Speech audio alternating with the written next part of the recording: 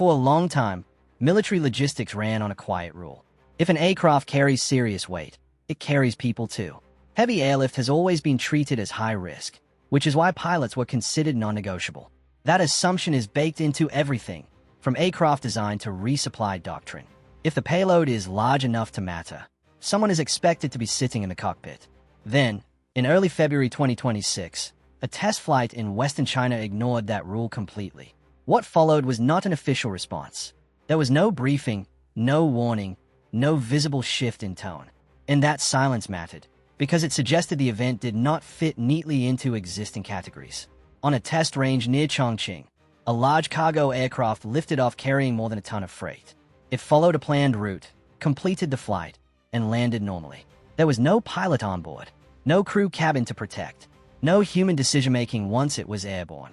What made this test uncomfortable was not the aircraft itself. It was the timing. There was no crisis driving it, no disaster zone, no urgent military operation forcing experimentation. This flight happened quietly, during peacetime, as part of routine testing. And that is exactly why it mattered. This was not a test run ahead of deployment. It was a routine step in a program that had already moved past experimentation. For years, unmanned aircraft were treated as supporting tools, useful in narrow roles but never trusted with the kind of weight that defines real logistics. This flight challenged that categorization, because once heavy cargo can move without people on board, the limits around endurance, routing, and risk shift immediately. Airlift stops being constrained by crew safety and starts being shaped by availability and scale. So the real question is not what China just flew. It is what happens to military logistics when pilots are no longer the limiting factor. And to understand that, you have to look at what came before this test, not just the aircraft that flew it. Why this test looked harmless at first. The February 2026 flight was easy to underestimate, almost by design. Inside Western defense planning, that mental model has become automatic. Unmanned systems are treated as extensions, not replacements. They supplement crewed aircraft. They handle narrow tasks, surveillance, monitoring, limited delivery, useful roles, but carefully fenced off from missions where failure carries strategic or political cost. Heavy logistics sits firmly on the other side of that fence. Moving serious cargo by air has always been tied to crews, support infrastructure, and layered risk management. The heavier the payload, the stronger the assumption that humans must be involved to manage uncertainty, adapt to changing conditions, and accept responsibility if something goes wrong. Viewed through that lens, the February flight did not look disruptive. It involved a single aircraft flying a predefined route under controlled conditions. There was no public indication that it was ready for sustained operations, repeated missions, or integration into an existing supply network. Nothing about the test, on its own, forced planners to revise doctrine or redraw planning assumptions, which is why the response was muted. But that reading depends on treating the flight as an isolated data point. And that is where the interpretation starts to fail. Because this test did not emerge from a blank slate. In late 2024, a large unmanned aircraft, known as Jetank, completed its debut flight. It was not presented as a logistics platform in the traditional sense. It was described as a heavy UAV with long endurance and the ability to carry other drones. That framing made it easier to dismiss as experimental rather than practical. But scale matters, regardless of intent. An unmanned aircraft operating at that mass and endurance level already sits outside the category that most Western logistics doctrine assigns to pilotless systems. Even without focusing on its mission profile, the fact that it could take off, fly, and recover autonomously at that size quietly raised the ceiling for what unmanned aviation could support. That ceiling moved again the following year. In late 2025, a tandem rotor helicopter drone completed its first flight in northeast China. Tandem rotor designs are chosen for one reason: lift. They trade speed and elegance for stability and payload. This aircraft was built to move hundreds of kilograms without a pilot, in flight regimes where human control has traditionally been considered essential. The response was muted, in part because rotary wing systems are easy to compartmentalize. They are often treated as specialized tools, useful in narrow roles, and rarely discussed as part of broader logistics architecture. But that distinction misses the point. Then came the flights that drew even less attention. In late 2025, a large fixed-wing cargo drone completed long-distance logistics flights across plateau terrain. These were not symbolic demonstrations. Plateau environments reduce lift, strain engines, and erase performance margins. They are where reliability matters more than raw capability. Crewed aircraft rely on pilots to manage those margins in real time. Unmanned systems rely on design, redundancy, and planning. The fact that these flights were completed successfully did not generate headlines, but it demonstrated something far more important for logistics: repeatability under stress. By the time the hybrid heavy-lift drone flew in February 2026, the narrative had already shifted, whether observers noticed or not. This was no longer about whether unmanned cargo could scale. It was about how far that scaling had already progressed before the test forced wider attention. And at that point, the idea of a one-off experiment stops making sense. Because the February flight did not introduce a new direction. It confirmed one that was already well underway. Up to this point, most analysis focused on the wrong problem. When heavy unmanned cargo systems appeared, the immediate questions were technical. How reliable is the autonomy? How complex is the propulsion? How does it handle weather, terrain, or system failures? Those are valid questions. They just were not the limiting factor. Those challenges were familiar and well understood. What quietly held unmanned cargo back was not whether it could fly, but what flying with people on board forced every mission to account for. As long as people sit inside an aircraft, every mission carries a set of costs that have nothing to do with payload. Training pipelines, crew availability, fatigue limits, political risk, recovery obligations if something goes wrong. These costs scale with every additional flight. Heavy airlift magnifies them. All of that disappears the moment the cockpit is empty. A pilotless cargo aircraft does not need duty cycles. It does not need rest windows. It does not need to prioritize routes based on crew survival. It can accept risk profiles that would be unacceptable for a manned platform simply because there is no life on board to lose. That changes the geometry of logistics. Suddenly, endurance is no longer bounded by human limits. Routing is no longer constrained by diversion airports. Missions can be planned around availability rather than safety margins. This is where the February 2026 test starts to matter in a different way. The aircraft did not need to demonstrate speed, stealth, or agility. It only needed to show that it could lift real cargo, fly a controlled mission, and land reliably without a human involved. That alone was enough. Once that condition is met, the role of airlift changes.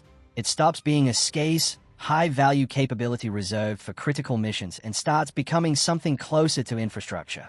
Repeatable, predictable, scalable. And that is the reversal. For years, heavy unmanned cargo was dismissed as a technical problem that had not yet been solved. In reality, the technical barrier was already falling. What remained was a doctrinal hesitation rooted in how risk had always been managed. The February flight did not solve autonomy.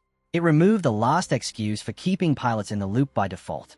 And once that excuse disappears, every assumption built on it starts to weaken. At this point, it would be easy to focus on the aircraft itself. Hybrid propulsion, autonomous flight control, payload numbers, range estimates, all of that matters, but none of it explains why this test crossed the line. Because the real shift was not performance. It was reliability at scale. The hybrid system used in the February 2026 flight was not designed to chase extremes. It was not built to fly faster than crew transports or carry record-breaking loads. Its purpose was simpler and far more disruptive. Consistency. Shorter takeoff requirements mean more launch points. Longer endurance means fewer interruptions. Autonomous control means missions can be planned around availability, not crew cycles. This is where heavy unmanned cargo stops looking like a trial and starts behaving like a system meant to stay. Not something tested once and shelved, but something designed to run continuously, quietly, and without ceremony. That distinction is what most early reactions missed. The February flight did not need to prove that unmanned aircraft could fly. That question had already been answered. It needed to show that a system designed for repetition could handle real weight without human oversight. And it did. When cargo aircraft do not require crews, they can operate from locations that were never designed to support manned aviation. They can accept routes that would normally be rejected because of crew risk. They can fly schedules that would exhaust pilots but barely register for an automated system. Those are not marginal gains. They are structural changes. This is why focusing only on the aircraft misses the point. The platform is replaceable. The logic behind it is not. Once logistics systems are designed around autonomy first, rather than crew survival, the entire planning process changes. What matters is uptime. What matters is throughput. What matters is whether the system can keep moving cargo when conditions are imperfect. And that brings the story back to the timing of the February test. This system was not revealed in response to a crisis. It was not rushed into the air to solve an immediate problem. It flew as part of routine development work, which suggests something important. This was not a proof of concept. It was a proof of readiness. And that realization is where the implications start to sharpen. The most unsettling part of the flight is not what the aircraft did.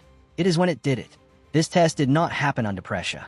It was not rushed into the air to solve a shortage, respond to a disaster, or support an ongoing operation. There was no visible urgency attached to it at all.